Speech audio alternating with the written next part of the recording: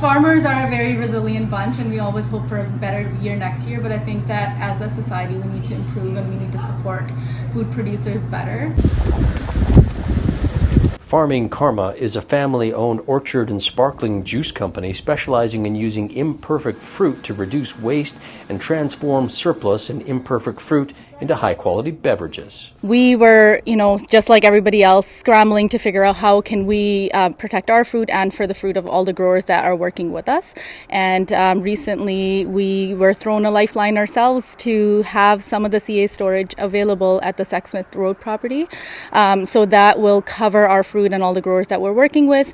And why that's so important is because it allows us to extend the apple season into the new year for 2025. And it allows us to negotiate better deals and hopefully end up with more dollars back in the pockets of the growers. Binny Beaupare-Gill, owner of Farming Karma, says her company has subleased space at the Sexsmith facility, which will allow other farmers to store their fruit in optimal conditions. This year is the first year that we have put up our own packing line, so we'll be doing the packing, the sorting, the juicing, the canning, everything in-house. But this also happens to be the year that unfortunately BC Tree Fruit had to shut down its doors, and a lot of growers have found themselves scrambling to find other resources to pack and sell their fruit. Farming Karma is also offering attractive incentives like no charges for cull fruit, early advance payment to help growers with cash flow, and full transparency in the packing process. So we're offering upfront payment for when they drop off the bin, so they don't have to worry about, the picker costs. It's one of the many issues that they're facing. Another thing we're doing is that we're promising that we're not going to charge anything for the cull fruit because we are finding other markets for that fruit. So we don't want to have the growers to pay for it.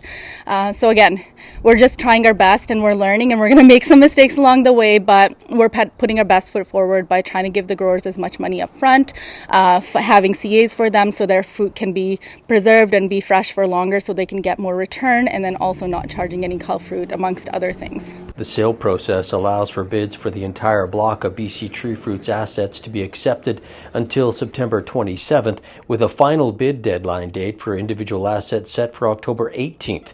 The entire sale process is proposed to close on November 30th. Friday, Novum Pharmaceuticals entered into a lease agreement for the cold atmosphere storage facility on Sexsmith Road. Now, Center Fruit Packers have also stepped up to offer support for 11 more local growers in getting more than 12 million pounds of their apples stored, packed, and shipped. While companies like Novum and Farming Karma are offering a lifeline to BC's apple growers, many of those growers are continuing to protest and demonstrate. Another demonstration is set for Monday, September 16th, where those farmers will continue to call for more government help and a full accounting of what in fact happened with BC Tree Fruits. Rob Gibson, Castanet News, Kelowna.